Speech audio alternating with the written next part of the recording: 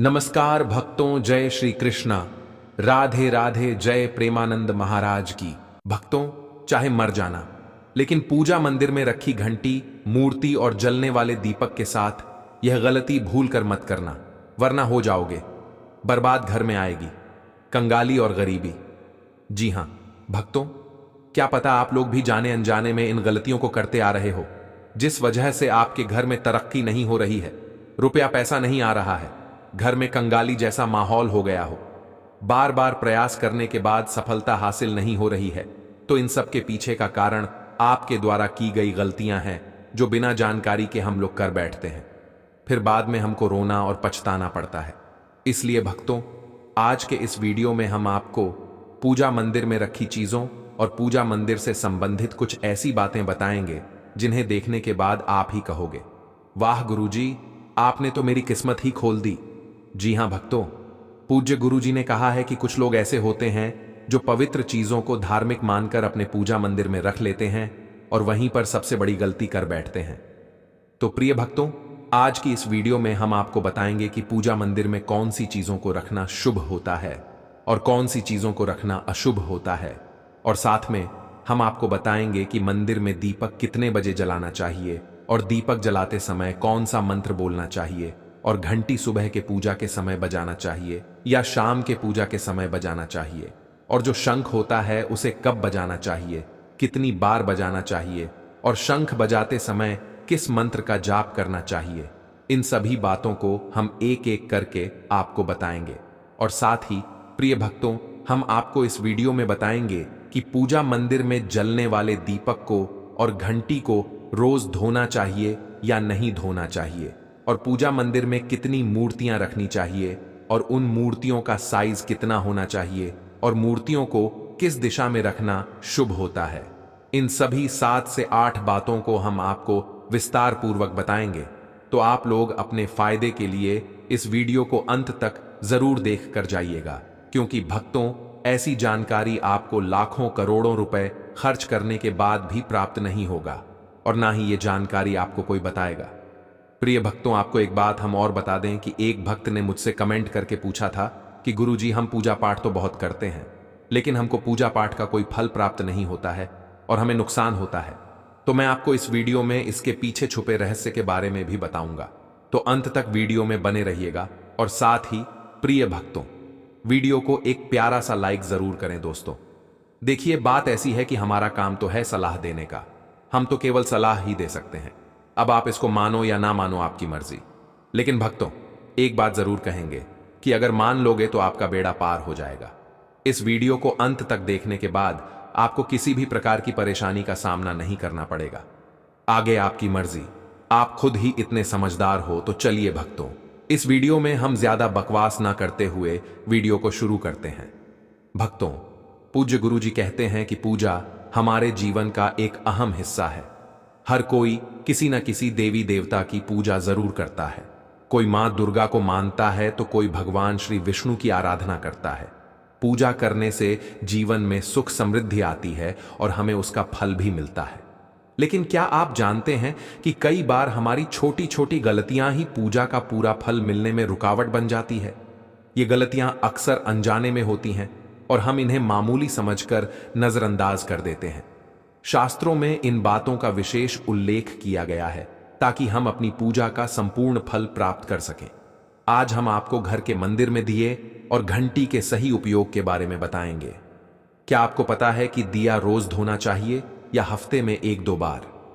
अगर दिया धातु का है तो उसकी सफाई कब करनी चाहिए, और मिट्टी के दिए का उपयोग किन विशेष अवसरों पर करना चाहिए? साथ ही मंदिर में कैसी घंटी होनी चाहिए, उसे कितनी बार बजाना चाहिए और किस समय बजाना चाहिए? क्या शाम की पूजा में घंटी बजाना उचित है या नहीं? इन सभी सवालों के जवाब आपको इस वीडियो में मिलेंगे। भक्तों, इस वीडियो को पूरा देखना बहुत जरूरी है, क्योंकि अधूरी जानकारी कभी कभी गलतफहमियां पैदा कर सकती है। कई लोग वीडियो को बीच बीच से देखकर छोड़ देते हैं, लेकिन ऐसा करने से वे पूरी जानकारी प्राप्त नहीं कर पाते। आधी अधूरी जानकारी से कोई भी व्यक्ति सही लाभ नहीं उठा सकता। इसलिए अगर आप इस विषय में गहराई से जानना चाहते हैं तो वीडियो को पूरा देखें। अब एक बात और, कुछ लोग ऐसे होते हैं जो नाच गाने, अर्धनग्न लड़कियों और लड़कों की वीडियो को खूब देखते हैं, उन्हें लाइक और सब्सक्राइब भी करते हैं, लेकिन जब बात ज्ञान और धर्म की आती है तो वीडियो को अधूरा छोड़कर चले जाते हैं। ऐसे लोगों को समझना चाहिए कि सच्चे ज्ञान से ही जीवन में सफलता और शांति मिलती है। अगर आपको सच में अपने जीवन को अच्छा बनाना है तो सच्चे ज्ञान की ओर कदम बढ़ाइए। तो भक्तों, ज्यादा समय ना लेते हुए अब वीडियो शुरू करते हैं। भक्तों, आज हम आपको बताएंगे कि पूजा में उपयोग किए जाने वाले दिए और मंदिर की घंटी से जुड़ी कुछ महत्वपूर्ण बातें, जिनका सही तरह से पालन करने से आपकी पूजा का फल कई गुना बढ़ सकता है। अक्सर लोग इन छोटी छोटी बातों को नजरअंदाज कर देते हैं, जिससे पूजा का पूरा लाभ नहीं मिल पाता। तो आइए जानते हैं कि दिए और घंटी का सही उपयोग कैसे करें। सबसे पहले बात करते हैं मिट्टी के दिए की। जब भी कोई बड़ा त्योहार आता है, खासकर दिवाली, नवरात्रि या किसी विशेष पूजा अनुष्ठान का आयोजन होता है, तब मिट्टी के दिए जलाने की परंपरा होती है। यह बहुत ही शुभ माना जाता है। घर के मंदिर में या दरवाजे के पास इसे जलाने से घर में सकारात्मक ऊर्जा बनी रहती है। मिट्टी का दिया शुभता का प्रतीक माना गया है और इसका उपयोग करने से किसी भी प्रकार का वास्तु दोष नहीं होता। लेकिन मंदिर में इसके उपयोग से जुड़ा एक विशेष नियम है, जिसे बहुत कम लोग जानते हैं। मिट्टी के दिए को केवल एक बार जलाने के बाद दोबारा मंदिर में नहीं रखना चाहिए। हर बार नया मिट्टी का दिया जलाना ही शुभ माना गया है। ऐसा करने से घर में सुख समृद्धि बनी रहती है और देवी देवताओं की कृपा प्राप्त होती है। अब बात करते हैं धातु के दियों की। आपने देखा होगा कि कई लोग पूजा में पीतल या तांबे के दियों का उपयोग करते हैं। ये दिए न सिर्फ दिखने में सुंदर लगते हैं, बल्कि इनका धार्मिक महत्व भी बहुत ज्यादा है। अगर आप भी धातु के दिए का उपयोग करते हैं तो इसकी शुद्धता बनाए रखना बेहद जरूरी है। पूजा में उपयोग किए जाने वाले किसी भी चीज को अशुद्ध नहीं रखना चाहिए, खासकर दिया तो बिल्कुल भी नहीं। इसलिए इसे रोज साफ करना चाहिए। सबसे अच्छा तरीका है कि इसे गंगा जल से धोया जाए। गंगा जल से इसे शुद्ध करने से इसकी पवित्रता बनी रहती है और घर में सकारात्मक ऊर्जा का प्रवाह होता है। कई लोग इसे हफ्ते में 1 या 2 बार ही साफ करते हैं, लेकिन ऐसा करने से यह पूरी तरह से शुद्ध नहीं हो पाता। इसलिए इसे रोज धोने की आदत बनाएं। अब आगे इस वीडियो में हम आपको बताएंगे कि मंदिर की घंटी को कब और कैसे साफ करना चाहिए और इसे कितनी बार बजाना चाहिए। इसलिए इस ज्ञानवर्धक जानकारी को अधूरा छोड़कर मत जाइए। वीडियो को पूरा देखिए ताकि आपको सही जानकारी प्राप्त हो सके। भक्तों, अब बात करते हैं घर के मंदिर में रखी घंटी के महत्व और सही उपयोग की। आपने देखा होगा कि हर मंदिर में घंटी जरूर होती है, चाहे वह घर का मंदिर हो या कोई बड़ा देवालय।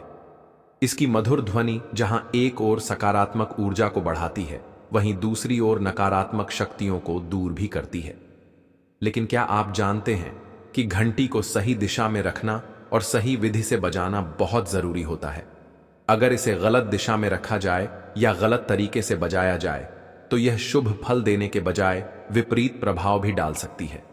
घर के मंदिर में आमतौर पर पीतल की घंटी ही देखी जाती है, क्योंकि यह सबसे शुभ मानी जाती है।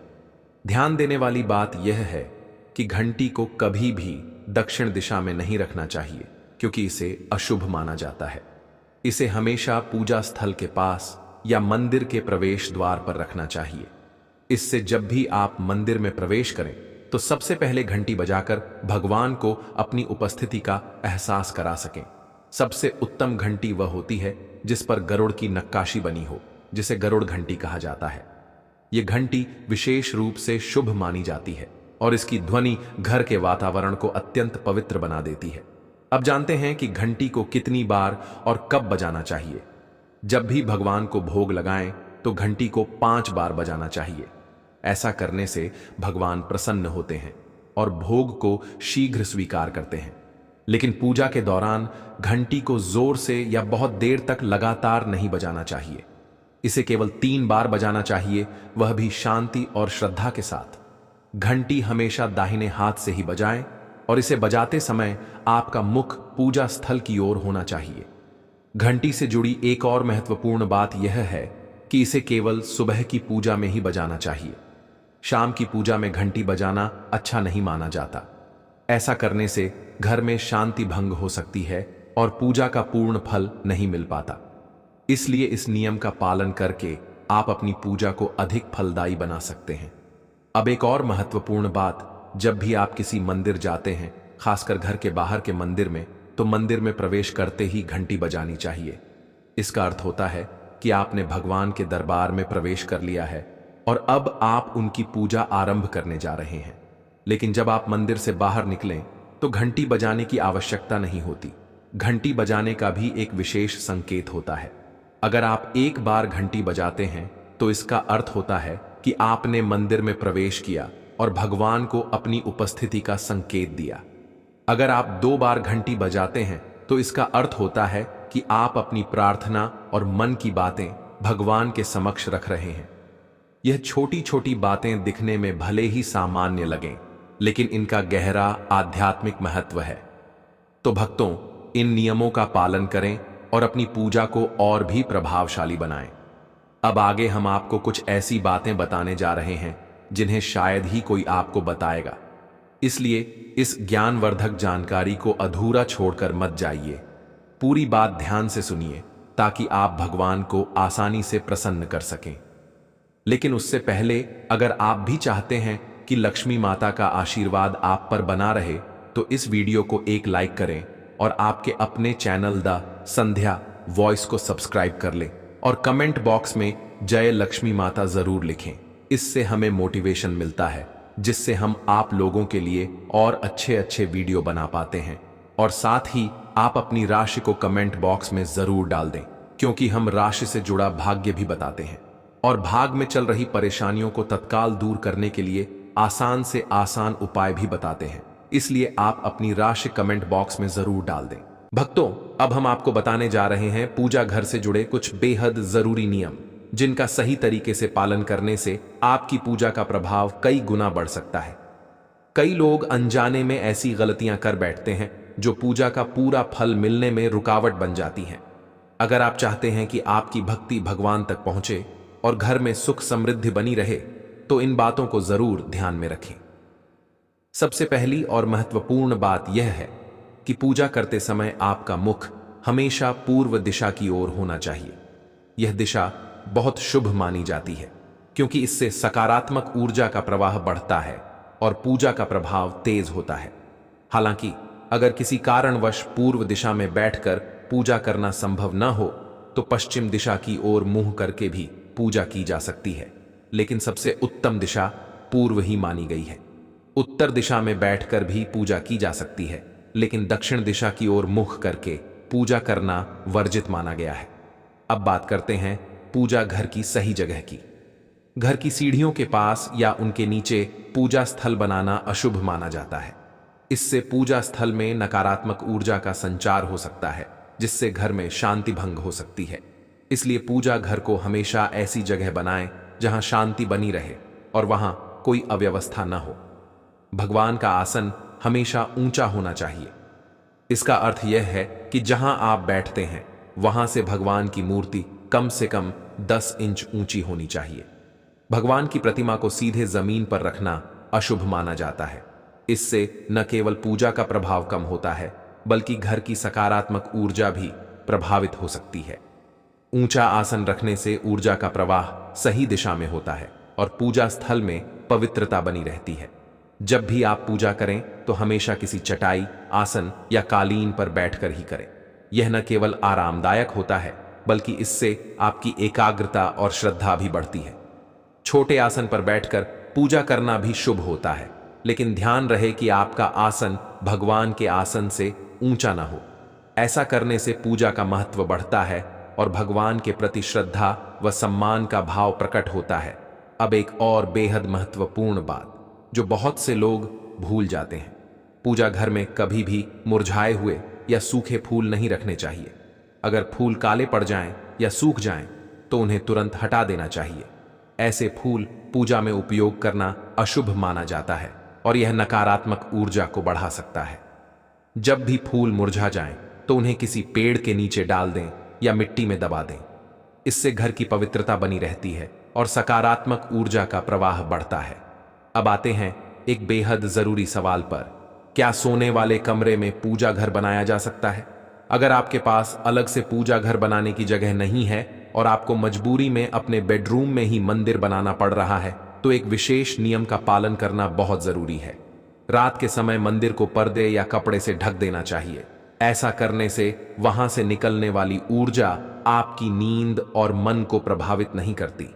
भक्तों, यह छोटे छोटे नियम दिखने में साधारण लग सकते हैं, लेकिन इनका प्रभाव बहुत गहरा होता है।